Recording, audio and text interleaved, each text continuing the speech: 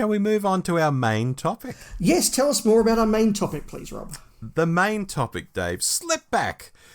We're going to look at, as I said at the start of the show, the novel of Slipback. But the novel is only one part of Slipback, because Slipback is a novel of a radio play. And this was put together in 85. So sort of between season 22 and season 23, you had this radio play going out. And I think they had high hopes that this could maybe become a bit of a thing, but it really didn't. It sort of went nowhere. Probably the show going on hiatus didn't help with that. And yeah, it's just something that hasn't been talked about a lot in podcasts, at least ones that I listen to. So I thought it might be fun for us to look at the novel. And then, Dave, you said, well, let's do the audio as well. And here we are. Here we are. So, Rob, this is a bit of a unusual artefact. It is. I think the English were the only peoples on the earth by the mid-80s who still gathered around the radio and listened to radio plays.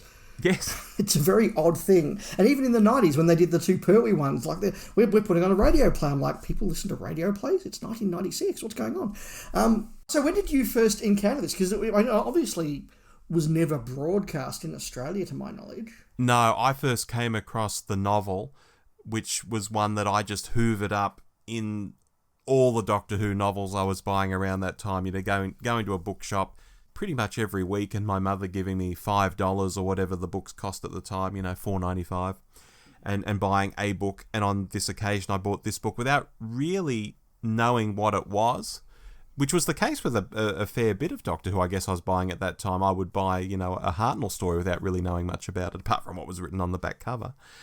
And so I took it home and tried to read it, and it just did my head in. Because I know we'll get to this later, but the Doctor doesn't appear for the first 50 pages. I was just bored by it as a kid, Dave, I've got to say. That's interesting. I had not read the book until last week. Right. Well, I hadn't finished the book until last week. Interesting. On the other hand, though, I did own the cassette. Because at a Doctor Who Club meeting around 1990, 91-ish, somebody was doing that thing of, you know, moving out of home and trying to sell their collection and raise a bit of cash. And they just had all of these stuff, you know, going very cheaply on the table. And they had the Slipback Genesis of the Daleks record cassette as a double cassette pack, which is what it came out as, for like $5, $10. So I picked it up and went home and listened to it. And at the age of sort of 9 or 10 or whatever it was, I heard it. It didn't make a lot of sense to me. It was very strange in tone. The fact that it was 6 10-minute episodes, I found made it really difficult to listen to. You felt like half the time you were just hearing the credits. Yeah. So I walked out of that with a very negative impression. And look, I probably listened to it again at some point in the last 20 years, but it's been a very long time. Yeah. For me with the audio, I honestly can't tell you if it's a true memory I have of hearing the audio back in the day. I'm sure a copy of it was kicking around our local club. Mark, our local club president who listens to our podcast, might like to chime in on that. I'm sure it was around, but I don't have any clear memories of listening to it. You know how there are Doctor Who fans who are like, I remember when Trial of the Time Lord went out because my mother made, you know, chicken for tea and the gravy was really fantastic that evening. And, yeah. You know, and my dad had just paid, you know, such and such amount for petrol went at the local They have all these really obscure memories that relate to that particular day. And you think, are those memories for real? Like, I can't even remember if I've heard this thing or not. Yes. So I can't honestly say if I heard the audio back in the day or not. Well, there you go. Yeah. So what were your thoughts going into this? Oh, look, I was very keen to give it a new appraisal because I knew that when I tried to read it as a kid, I was a kid. And I wanted to better understand what had put me off. And it soon became apparent what had put me off. And it didn't put me off this time because I'm older, I'm wiser, and I just powered through it and just read the bloody thing. But I realised why this was so unlike all the other Target novels I had and loved at the time. Yeah, interesting. I went in with quite a bit of trepidation for two reasons. One being, obviously, my memory of listening to the cassette wasn't that it was particularly good. And the second was that I suddenly remembered that Eric Sayward at that time was writing stuff like the Twin Dilemma target novel, where he so desperately wanted to be Douglas Adams, and so desperately he was not Douglas Adams. And I was worried he was going to try that again with Slipback with similar results. So I walked in trying to be as open-minded as I could, and certainly my impressions did change over the course of reading it, but I did walk in with some trepidation. Very fair. Well, should we crack into it, Dave, and do what we did last time we looked at a novel, which was Lungbarrow, if you've not heard that episode, where we basically go through the main plot points of the novel so that if you haven't read it out there and you're not too fussed on being spoiled, you can just hear us tell you the whole story and then we'll discuss it all at the end. Yeah, absolutely. So look, in our discussion, we're going to be spoiling the hell out of this. So we figure we might as well give you some context for those spoilers. And we'll give you just the beats of the plot for each of the 11 chapters. Yeah. Shall I kick off? Please do. All right, Chapter 1, The Vipod Maw. We're introduced to the galaxy of Setnastreen. We also learn about Vipod Maw, who was, apparently, a Time Lord who came to Setnastreen in the past to warn against them experimenting with time travel. As they were nowhere near doing anything with time travel, this was regarded as a really weird thing to happen. Chapter 2, The Life and Times of Shellingborn Grant. We're introduced to the computer expert on the spaceship of Vipod Maw, Shellingborn Grant, who has been assigned to lead the search for something nasty in the ship's ducting after a crew member fell to his death, but only his boots and a femur bone were found. We then get Grant's backstory, where we learn that the brain inside the body isn't Grant's at all, but a computer expert conman's who has had his mind placed in Grant's body by a surgeon, Oliver Sneed, as the perfect way to hide from the authorities. Chapter 3, Something Nasty in the Ducting. Grant is supervising the search of the ducting. He's paranoid some of them will find some treasure he's been piling up in a section of the ducting. Grant, who believes the ship's computer is helping to guard the treasure he's hidden, is relieved when the computer assigns crew members closest to the treasure to look in a certain part of the ducting, resulting in their violent deaths from an unseen attacker. Chapter 4. This is the captain of your ship. We're introduced to Captain Aulus Mostyn Slan. We learn that he is a quartz-based life form and a former entertainment officer promoted by accident. When he was young, Slan used to impersonate illnesses to get what he wanted from his parents and others. He became so good at it, he could actually create real diseases and infect others. Chapter 5. The Dissolute Time Lord. The Doctor is drunk and in bed, having had too many in a bar with Perry. A helpful pteroleptal returned the Doctor to the TARDIS. The Doctor tells Perry to set the TARDIS in flight before passing out. While out, the Doctor hears a woman's voice trying to give him a message. Perry is concerned at the fact the TARDIS has landed alongside a large spacecraft. It's the Vipod Maw. The Doctor gets up and discovers indications of time spillage and time experiments on the Vipod Maw. Chapter 6, Bath Time. Grant goes to the captain's quarters where Velspa, Slan's steward, admits him. Slan himself is having a lava bath and is not in good health. In other words, he's building up to create disease and kill someone, so Grant is naturally terrified it will be him. The Doctor and Perry are on board the ship now, in the ducting, and getting chased by a maston, a vicious animal that's been eating the crew. They are saved when the ship's computer shuts a bulkhead between them and the rampaging beast. Back in Slan's quarters, the captain is agitated that his missing crew haven't been found, or the beast captured. The computer mentions an Earthwoman is on board, and the captain is aroused. It doesn't mention the Doctor, however, as it can't. Chapter 7. The Voice Within. We learn that the ship's computer has a voice within that it talks to, much like having been invaded by an alien presence. The computer doesn't know what to make of this, and is being controlled by the voice. For example, not revealing to Slan that the Doctor is on board. The Doctor and Perry are trying to reopen the bulkhead that closed them off from the beast when Perry wanders into another area, and that area is closed off from the Doctor. He's then told that Perry has fallen 12 metres and chances are is dead. The voice that speaks to the computer reveals that the Doctor is a Time Lord, and it wants him hidden so it can extract knowledge from him. Separating Perry and hopefully getting her to Slan to be preoccupied with is all part of its plan. Chapter 8, Mr. Seedle and Mr. Snatch. We learn that Perry didn't die because she fell onto two other people, one fat, one thin, and described as a sort of psychotic Laurel and Hardy. These are Seedle and Snatch, and they are law enforcement. They are now on the trail of Shellingbourne Grant and the stolen artefacts. Chapter 9, The Search Begins. The computer is ignoring Grant, but talking quite happily to the Doctor.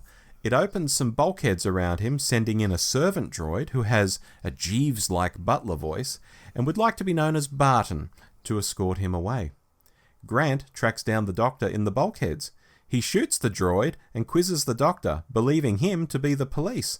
The Doctor convinces him otherwise, and before he expires, the droid tells them where the Doctor was to be taken. Chapter 10, The Meeting of the Minds. Perry, along with Seedle and Snatch, comes across the droid butler and interrogates it. The droid conflates the Doctor's name and Grant's to Dr. Grant, raising their already held suspicion that Perry's friend, the Doctor, is actually Grant. Slan is getting impatient that Perry hasn't been found. He starts brewing up an infection that will kill the entire ship if he releases it from his body, much to Velsper's horror. The Doctor and Grant make it to the room the butler droid was taking him to. Grant stands guard, and the computer lets the Doctor inside, explaining the purpose of the ship, to study their galaxy, and how the findings have been so negative. The computer seems to have a plan to make the galaxy better, but won't share it with the Doctor. Yet. Chapter 11, The Search Ends. Seedle and Snatch, with Perry, find Grant. They capture and torture him, thinking he is Dr. Grant, Perry's accomplice, which he repeatedly denies, but of course they don't believe him. Inside the room, the Doctor learns how the computer got its outer and inner voices. Its hardware wasn't built properly, and ever since it's been able to cultivate its second personality, becoming stronger over time during the mission. The computer also reveals its grand plan. The inner voice has decided to take the Vipod Maw back in time and basically act as a nursemaid to the life that forms in Setnastrine so it can oversee a galaxy with less pain, conflict, and mistakes. Slan, meanwhile, is almost ready to unleash his virus to kill everyone on board. Velspar kills him, douses the body in oil, and sets it alight. He then covers himself in oil, determined to join his master in death as penance for killing him. Chapter 11 continues. Grant finally gets the computer to open the door to the room the Doctor is in, proving that he and the Doctor aren't the same person, and the room doesn't contain the stolen treasures that Seedle and Snatch think he has hidden in there. The Doctor warns them of the virus that's about to be unleashed across the ship and suggests they make a run for the TARDIS. Along the way, Snatch and Seedle are caught and killed by the Maston. The rest make it to the TARDIS. The Doctor attempts to land the TARDIS inside the computer to see if he can stop it. Suddenly, a voice tells him to stop. The Doctor thinks it's one of the High Council of Gallifrey, but it's actually Vipod Maw, another renegade Time Lord. We learn that the ship Vipod Maw, named after the Time Lord, successfully travelled back in time but exploded, actually causing the Big Bang. We then see how it happened in practice, with the outer voice telling the inner voice that it has set the ship to self-destruct. The Doctor mopes in the TARDIS, annoyed that he didn't pick up on any of the signs, even the fact that the ship was called the Vipod Maw. He tells Perry that their next stop will be at a library so he can read up on some history.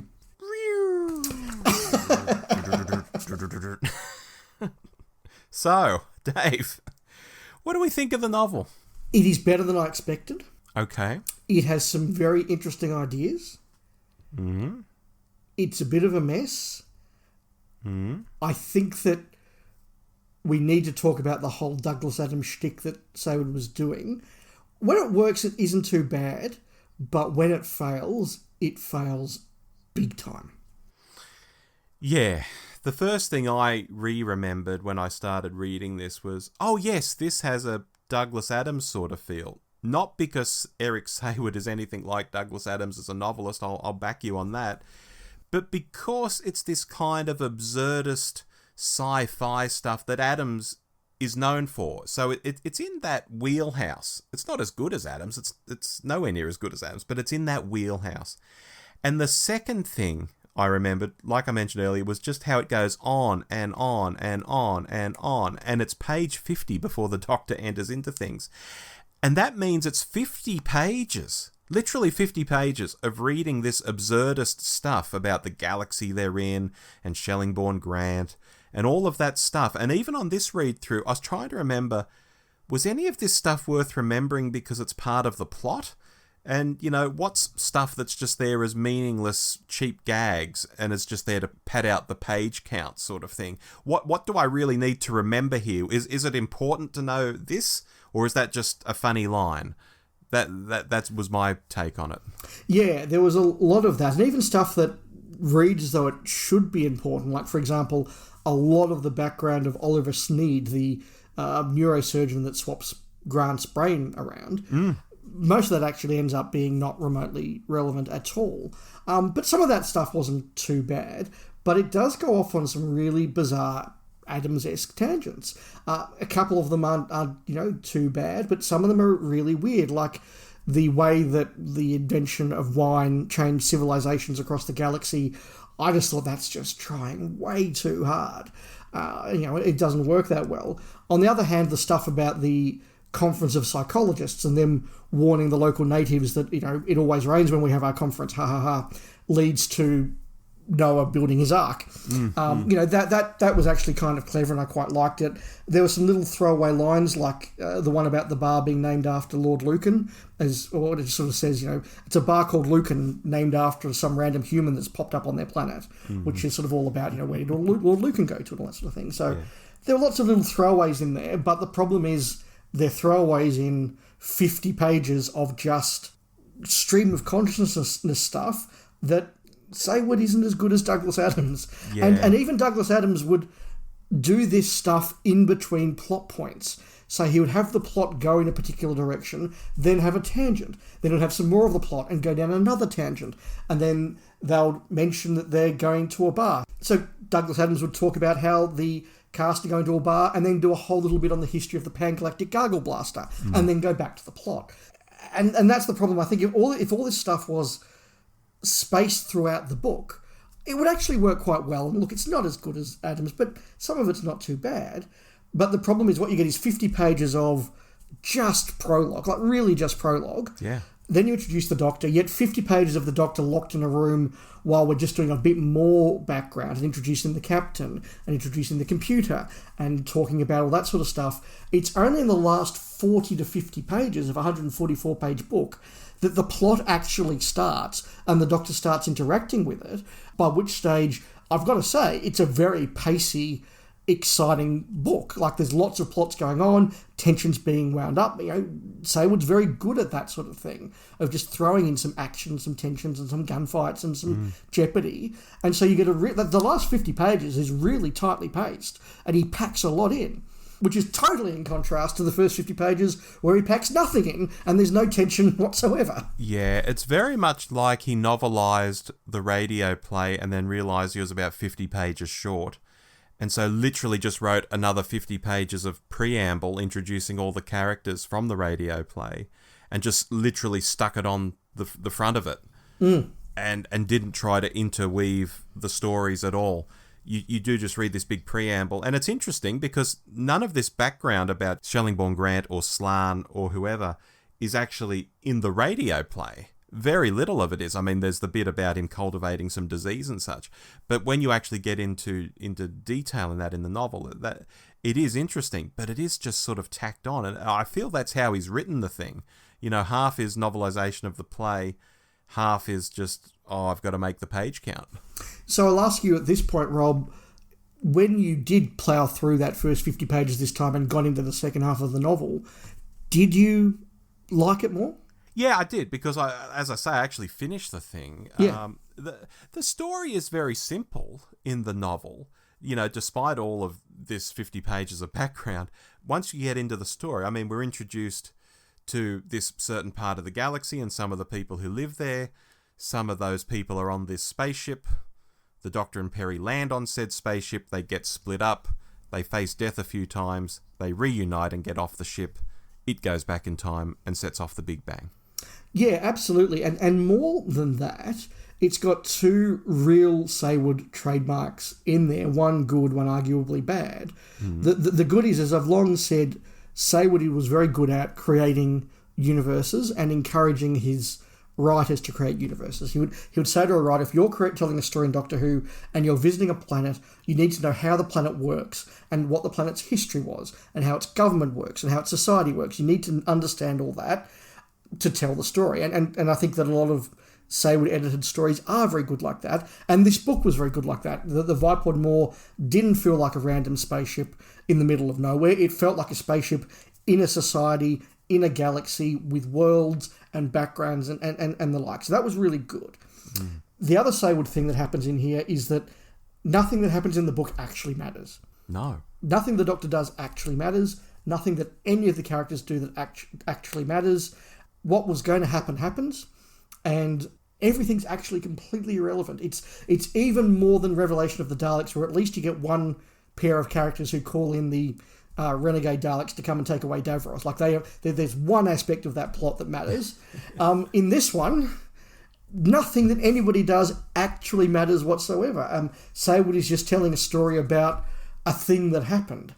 I guess you could say the computer deciding to blow up the ship matters because it creates the Big Bang.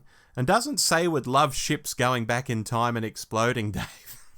So to deal with both those points, look, yes, stuff happens in the novel, but the computer was going to blow up the Vipod Moor once she discovered the plot. Anyway, it wasn't as though the Doctor explained to the computer, your alter ego's about to do this, so I need you to make this decision, or there was some incident on board that made the computer go, oh my god, I need to blow the ship up.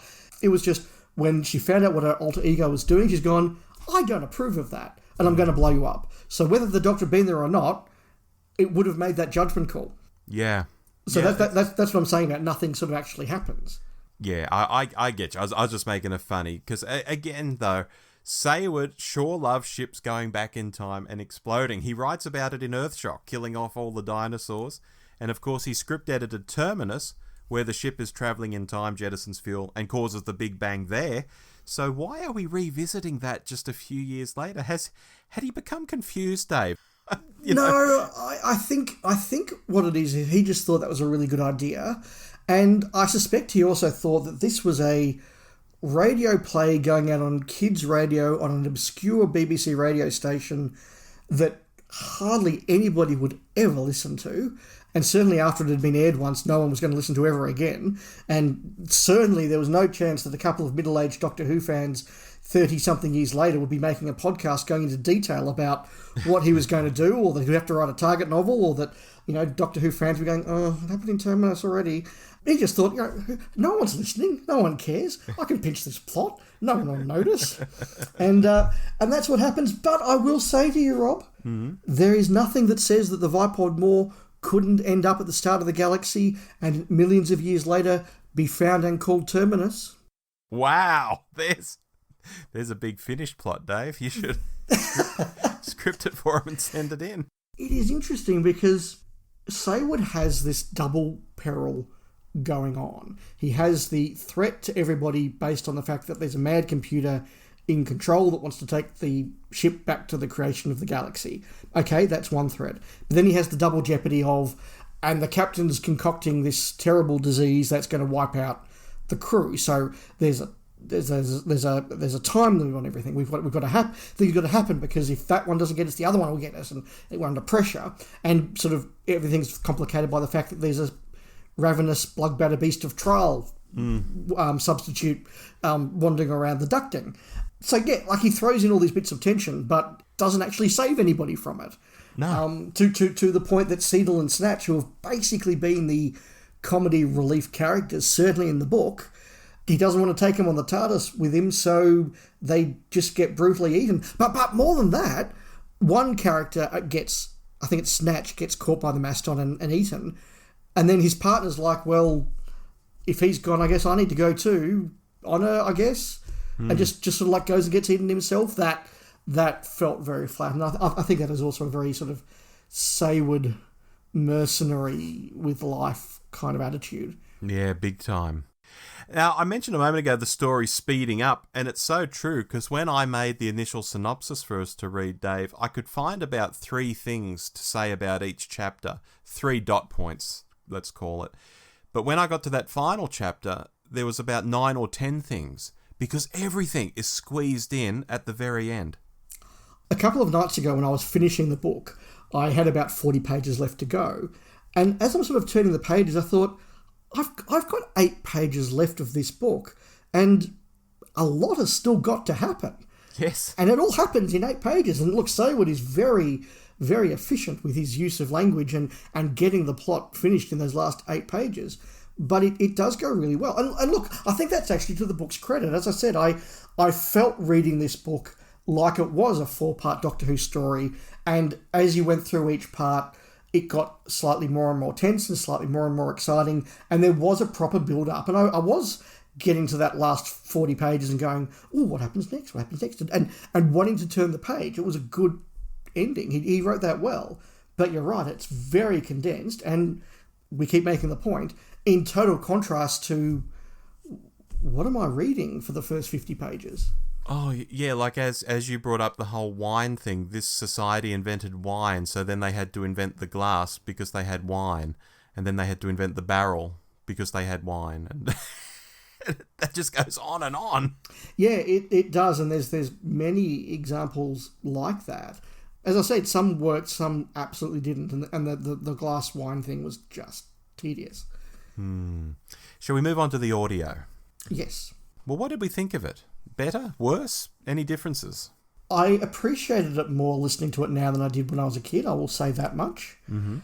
The flaws of the novel do, in part, exist in the radio play.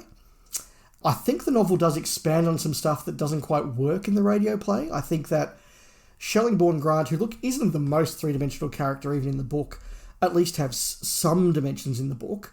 In the radio play, he's just a guy with generic RP accent who is apparently a thief who knows, who cares. Yeah. It's really, really odd. I think that as good as Valentine Dahl is playing the captain in the radio play, the character of the captain in the radio play makes no sense whatsoever. It's just this weird, angry guy played by Valentine Dahl who apparently can create spores on his body.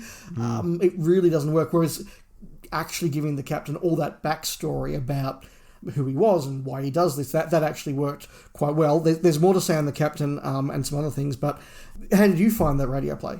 There are tons and tons of small differences, and I noted some down, like towards the end, the captain gets sicker and sicker and concludes he's infected himself, but that's all we know.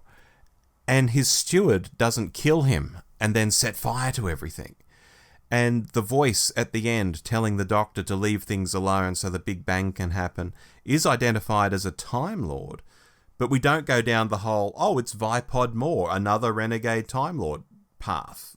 That's a book thing, and I'll go on, even smaller things, like on audio, Seedle approaches the Maston that's eating his partner, and he's got some semi-heroic words like he's a police officer and this is something that goes against the law that he's honour bound to uphold. And he says all that in the novel too, but also throws in a, "You're nicked, do you hear me?" which is pure comedy value. There are differences, subtle ones. Yeah, there's some much bleaker stuff in the novel that yes. I think is obvious because of why, which is obvious because the original radio play was meant for a kids' show, so I get that, but sometimes it works and sometimes it doesn't, and the stuff you said about Slan being murdered by his valet, that's really, really off colour, because Slan's been this sort of grotesque black comedy character all the way through the book, a sort of a figure of fun, and he's this ex-entertainment officer who just sort of failed upwards and by good luck and good virtue and a few well-placed germs ended up as the captain of this great big celebrity ship. And it's all kind of a bit funny and a bit weird and a bit surreal. And suddenly you get this just segment of Velsper, going and reaching for the razor blade and presumably slitting Slan's throat, then setting him on fire and then emulating himself as he throws himself on the pyre. I'm like, where did this come from? Yeah, he sort of anoints himself in oil and then jumps on the pyre. It's really just out of nowhere. And that was like, wow, that's really, really bleak and odd. And ostensibly this, you say a kid's radio play, it's still a kid's novel as well. Well, that's true. It's a novel for kids. Yeah, that's true. People have speculated in the past that Slan is JNT. There's a bit there to sort of corroborate that. I must admit, had I not gone into the novel with that thought in the back of my mind, I don't think I would have spotted it. Going in with the thought in my mind, I did go, okay, I can kind of see where that's coming from. It's somebody who is a bad leader who kind of likes vaudeville and entertainment more than he likes leadership and process and actually doing a good job. Someone who's kind of fed upwards. And you go, look, this is building up towards the point where Eric Saywood just dumped a big steaming turd on JNT's desk on the way out, so to speak. Yeah. So, look, there may be some merit there, but you said you think it sort of had some of it there. How much did you think it had? Well, look, I'll say I certainly wouldn't have thought about it if I was just listening to the audio. But it's in the novel where Slan is all of those things you described, and he's got this simpering sort of sidekick. And there was some line about the sidekick fingering other members of the crew. Yes. Did you? I picked that up, yes. And I think it might have even been in quotation marks, fingering. It was like, Because again, knowing this going in, I was looking out for it. And when you're looking out for it, you sort of see it so much more that his sort of hate towards this guy is sort of being played out in the way he's written this. So I see it, yeah. Yeah, so look, I don't know if it's there or we've just created that and we're now seeing it, but it was interesting to note it. Something else that I think does work a lot better in the book than the radio play is the final denouement. The fact that the book sets up this whole thing of there was a being called Vipod Moore who just turned up sort of on every TV station in every planet in the galaxy at the same time and said, do not mess with time. And once they all started to travel through space and meet each other, they've gone, hey, that happened 50 years ago on our planet. That happened 50 years on your planet. Wow, this guy must be sort of a godlike being, Vipod Moore and his wisdom. And he became this thing, and that's why they named the ship after him. And then we find out that he was a Time Lord, etc., etc. And I thought that was pulled together in quite a good way. And it kind of justified the whole Deus Ex Machina of the Time Lords rock up and say, Doctor, stop now. And the Doctor goes, oh, okay.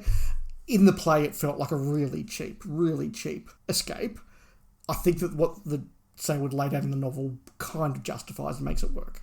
Yeah, well, again, in the audio, he's not Vipod Moore. It is a Time Lord. Exactly, it's the High yes. Council. Yeah, but fleshing it out more does make it a little more palatable. Absolutely agree. I want to talk about someone we haven't talked about much, mm-hmm. and then somebody else we haven't talked about much. But I'll start with the one we don't talk about almost at all, and that is Perry. I said that the Doctor is almost irrelevant to this plot. We'll talk about the Doctor in a moment.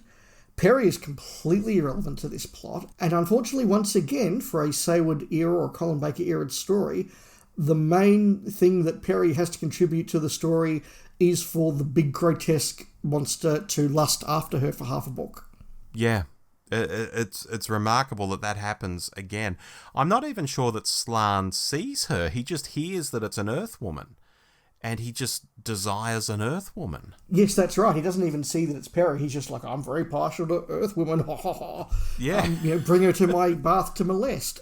Look, I'm going to be on another podcast, hopefully in the next 2 or 3 weeks, where I know I do talk about what a bad run of stories Perry gets and just how many beings across the universe just want to molest her and often do. And we've got another one here. I just thought that was incredibly disappointing.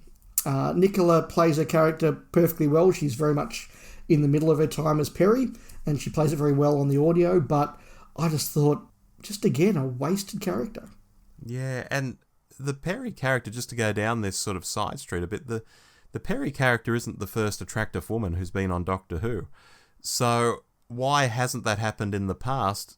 you've got to look towards the writing and the script editing, I think, for why this is the case. It is, and look, I'm not going to go down this path too much, but I think it is the apotheosis of the evolution of the Doctor Who girl. That we've always had this idea that, you know, Doctor Who girls are there to get the dads to watch and get the teenage boys to watch a little longer, and that, you know, we sort of they start to wear less and less and become more and more sexual figures until you sort of just get Perry, who is the final evolutionary version of the Doctor Who girl, who is just there to wear very little and be leered at, and that kind of seeps into the plots. I agree. We also haven't spoken much about the Doctor. Now, Rob, I'm going to say something that might be controversial here. Oh, please. It has been a piece of accepted fan wisdom for a very long time that Colin Baker was not always that great as the Doctor on television, but my goodness, he's great on audio. And the moment he started doing audio, he was an excellent Doctor, and he's actually a better audio actor, etc., etc., etc. I think that the Slipback audio kind of disproves that, because Colin in Slipback is basically just the Colin Baker Doctor from season 22, but sound only. It's the same character, it's the same performance. If anything, it's slightly heightened. Some of his cliffhanger acting, I was actually driving along this morning listening to it on the freeway, and the sort of the no, I would just go, oh my God, Colin. So what I think is the case is that as Colin got older, he became a more subtle and a better actor, because I don't think he's better on audio here at all. What did you think? I think he's passable here. Oh, I'm not saying he's bad. But he's not Big Finish levels of goodness, because he is good on Big Finish. Yeah. So is it aging? Is it... I mean, I don't know how much radio work Colin had done at this point in his career. I know he'd had a good career. I mean, he'd been big back in the 70s, a decade earlier than this. I know he'd had a great career. But had he done a lot of audio stuff, or was it a fairly new medium for him at the time? I'd have to research that to have a proper answer. Yeah, that's a good point. And I think, I mean, the other thing is that I don't just mean from a point of view of age, but I think time passing, that by the time Colin got to do Big Finish, he'd had some time to reflect and go, if I played the Doctor now, I would do it differently.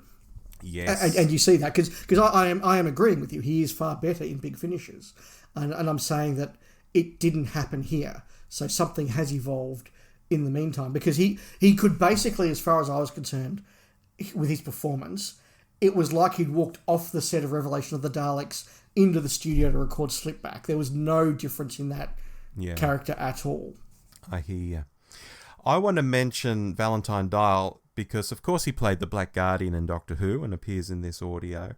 And to mention that he died 14 days after this was recorded.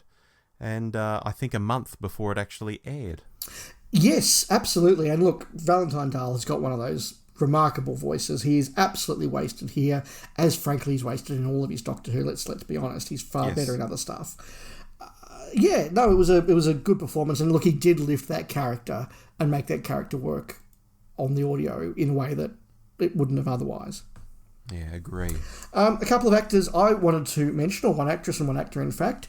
Jane Carr, who plays the public voice of the computer.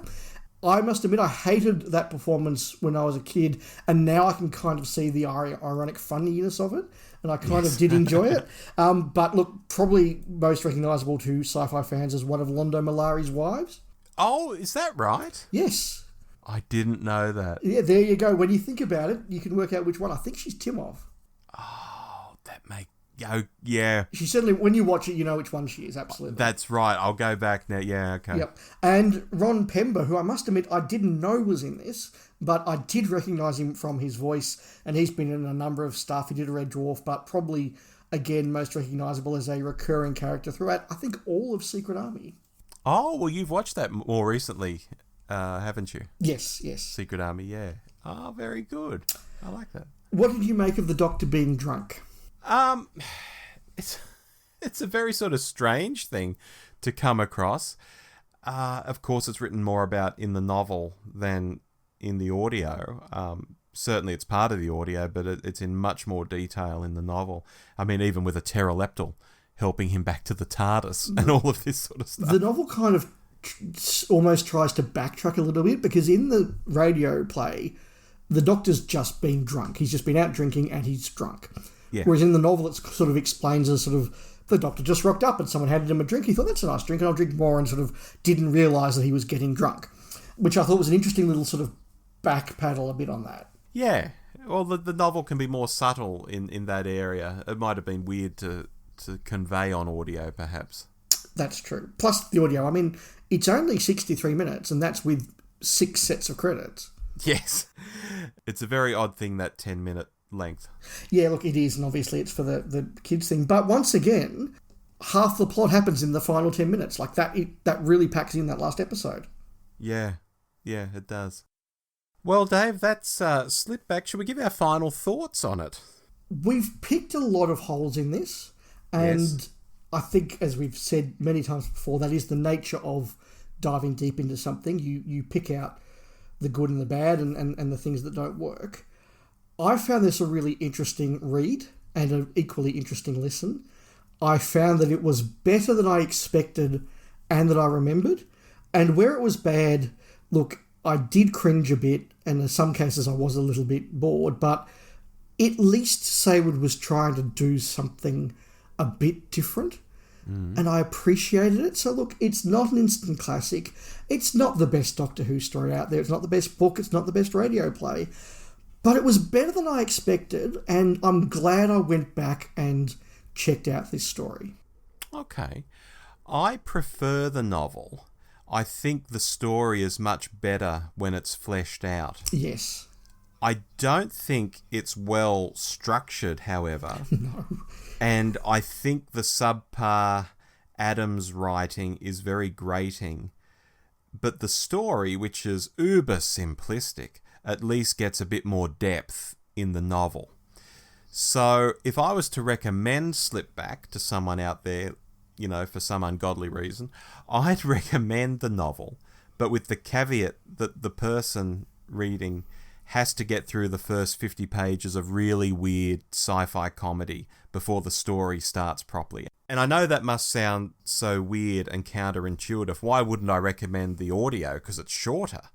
It's because, in spite of it all, I think there's more to pull from the novel, and I think it makes the characters much more satisfying than just some voices on a tape. Grant, in particular, I think you said it well, he's just a guy with an RP accent. You don't have half the background, you know, that you get from the novel when you read about Grant. Yeah, I absolutely agree with that. I do think the novel gets better as it goes along. And once again, that last 30, 40 pages, I was turning the page and wanting to keep going. It was an exciting little adventure. Not a lot of depth to it, but some good ideas in there. And yeah, it was a fun little read. And look, if you're somebody who's a big fan of the Colin Baker Doctor, and you, let's face it, don't have a lot of Colin Baker Doctor to watch, this is worth checking out. Absolutely, and particularly because it's of its time. It was made in 1985. When you hear Colin's voice, it's Colin in 1985. It's not Colin today pretending he's in 1985. This is the real deal. So if you haven't heard it or read it, it's worth doing, I think, especially for the completists out there. Just a little thought to finish off that topic, Rob. Yeah. If Doctor Who hadn't come back from the hiatus, this would have been the last ever classic Doctor Who story. Wow.